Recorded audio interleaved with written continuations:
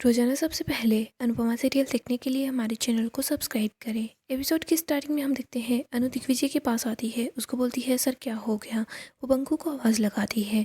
बंकू दौड़कर वहाँ पर आता है, सर की हेल्प करता है। बोलता है सर आप ठीक तो हो ना। दिग्विजय बोल रहा होता है मैं ठीक हूँ, तुम लोग बात का बतंगड़ मत बनाओ। और तुम मुझे ये बताओ बंकू, तुम थे कहाँ पर, गर्म पानी नहीं आ रहा। बंकू बोलता है कहाँ नहीं आ रहा गर्म पानी। अनु दिग्विजय को बोलती है सर आरती ले लीजिए, आपके मन को शांति मिलेगी।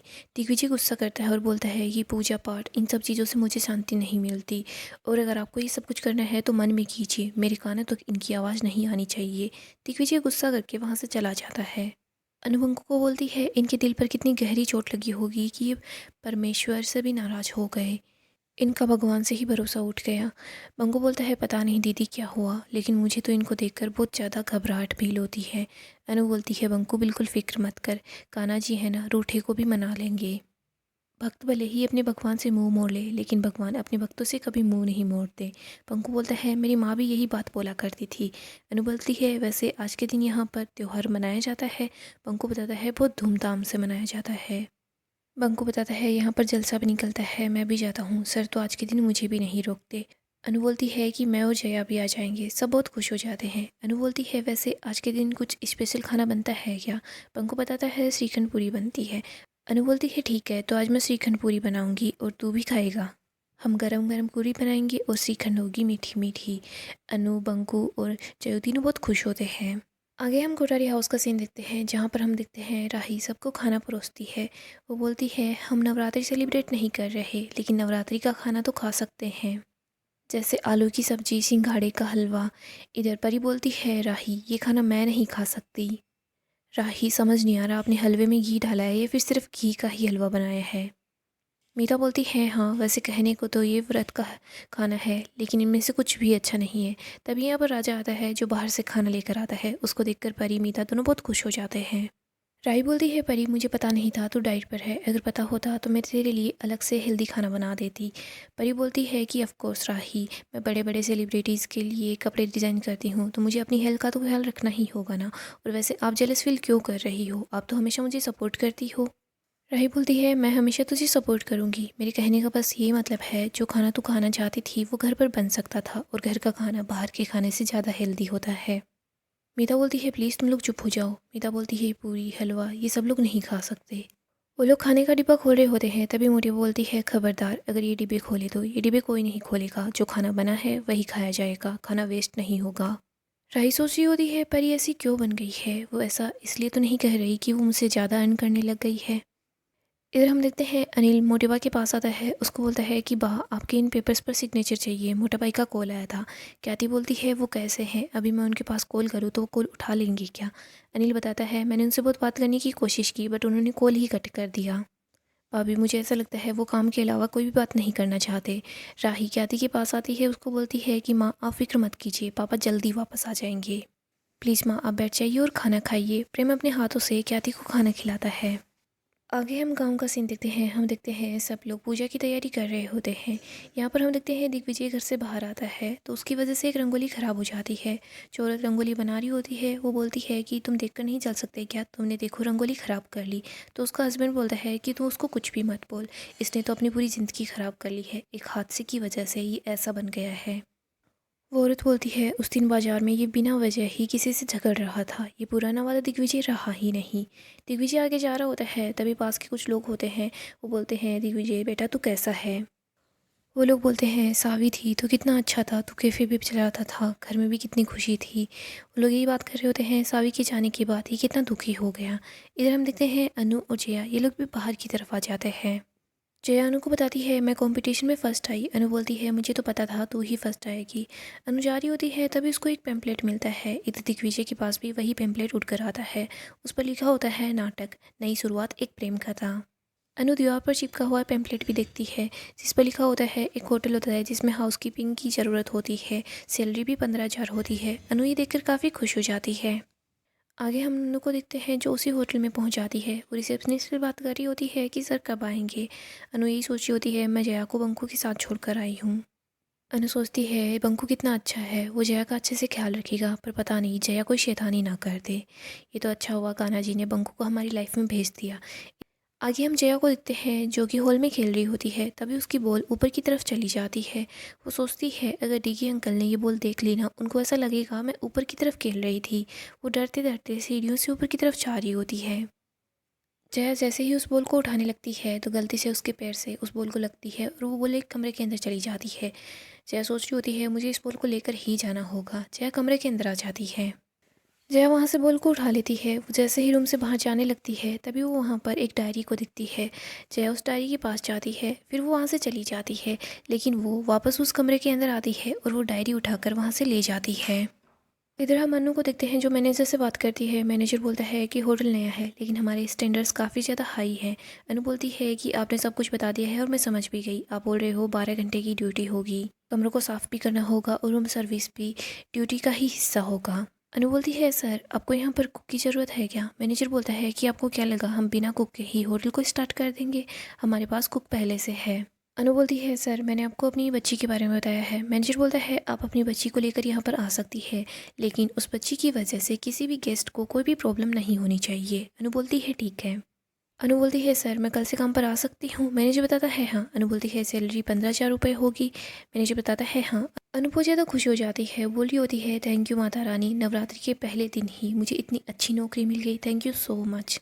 अनु बोलती है कान्हा जी उस इंसान का भला कीजिएगा जिसकी वजह से मेरी नज़र इस नौकरी के पैम्पलेट पर पड़ी। आगे हम अंश को देखते हैं जो कि फ़्रॉक को देख रहा होता है। वो बोलता है आज मेरी प्रांसी की पहली नवरात्रि है, मैंने उसके लिए फ़्रॉक बनाई थी लेकिन उन लोगों ने इस फ़्रॉक को मुझे वापस दे दिया। माँ बोलती है देख अंश प्रार्थना भी इस दुनिया में है नहीं, प्रांसी गौतम की बेटी है तो प्रांसी को भूल जा। अंश बोलता है प्लीज़ बा। इधर बापूजी बोलते हैं कि अपने बच्चे को कोई कैसे भुला सकता है? बा बोलती है मुझे पता है अपने बच्चे को कोई नहीं भुला सकता, लेकिन मन से यादों को दूर करना पड़ता है।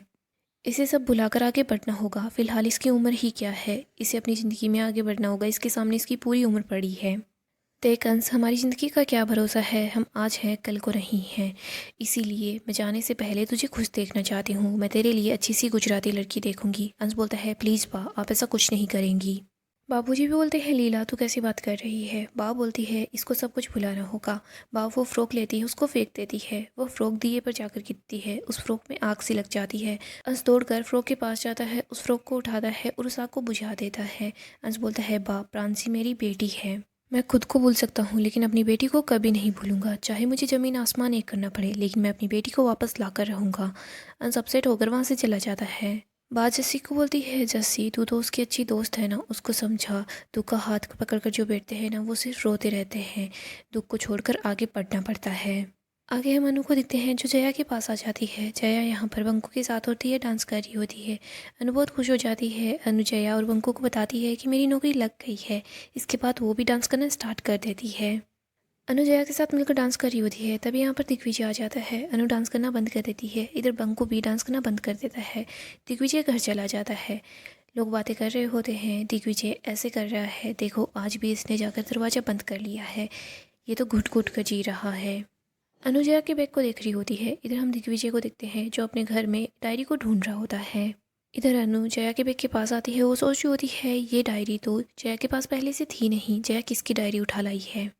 अनु देखती है इस पर कोई नाम नहीं है, तभी जया वहाँ पर आ जाती है। अनु बोलती है जयू ये डायरी किसकी है? जया कुछ भी नहीं बोलती।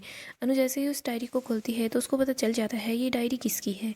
इधर हम दिग्विजय को देखते हैं जो अपने कमरे में उसी डायरी को ढूंढ रहा होता है। अनु देखती है जोशी बहन की रसोई। अनु सोच रही होती है मेरा चैनल। इसके बाद वो बाकी के पेज भी पलट कर देखती है तो अनु को पता चल जाता है ये तो सावी की डायरी है जो कि दिग्विजय की बेटी है। इधर दिग्विजय अपनी बेटी की डायरी को ही ढूंढ रहा होता है। अनु बोलती है जया तूने ये क्या किया? तुझे इतनी बार बोला है कि उनकी चीज़ों को हाथ नहीं लगाना।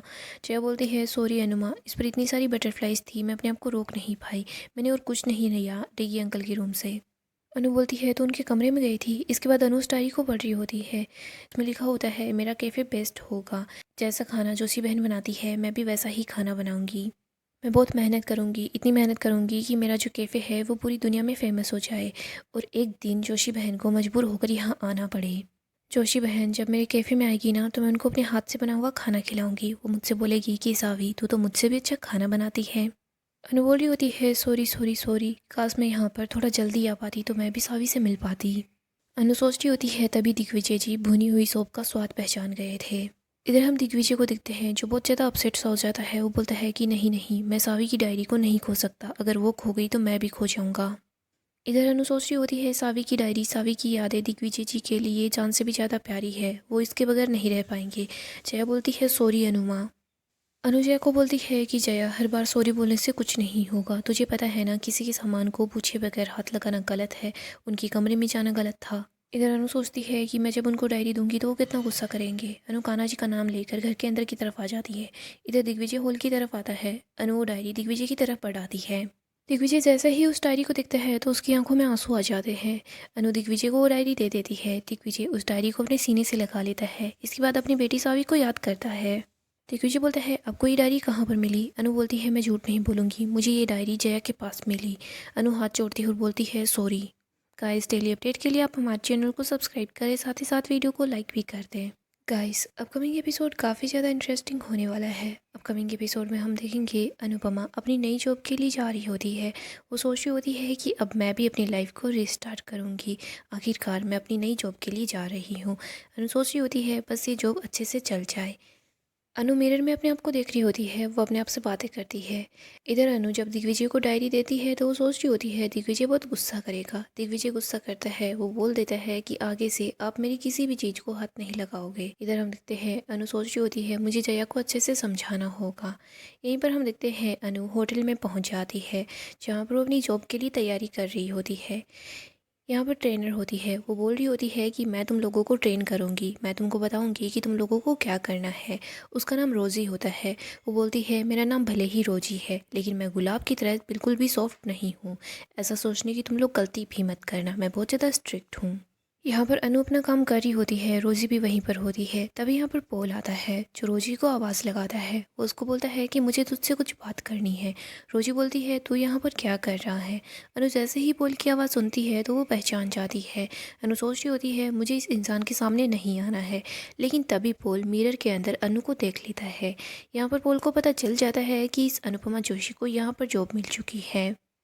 वो सोच रहा होता है मुझे कुछ ना कुछ करना होगा। इसके बाद वो रोज़ी से बात करता है, उसको बोलता है कि ये जो औरत है इसको जॉब नहीं मिलनी चाहिए, तो इसको पहले ही यहाँ से निकाल देना। वो रोज़ी को बोलता है कि तुझे एक काम तो करना ही होगा मेरा। रोज़ी भी बोल रही होती है ठीक है, मैं उसमें कोई ना कोई कमी निकाल दूँगी। इधर अनु सोच रही होती है कि बस मुझे इस जॉब से ना निकाले, मुझे ये जॉब की बहुत ज़्यादा ज़रूरत है, वरना मैं जया और अपना खर्चा कैसे चला पाऊँगी। बड़ी मुश्किल से मुझे ये जॉब मिली है। सो दोस्तों, डेली अपडेट के लिए आप हमारे चैनल को सब्सक्राइब करें, साथ ही साथ वीडियो को लाइक भी कर दें।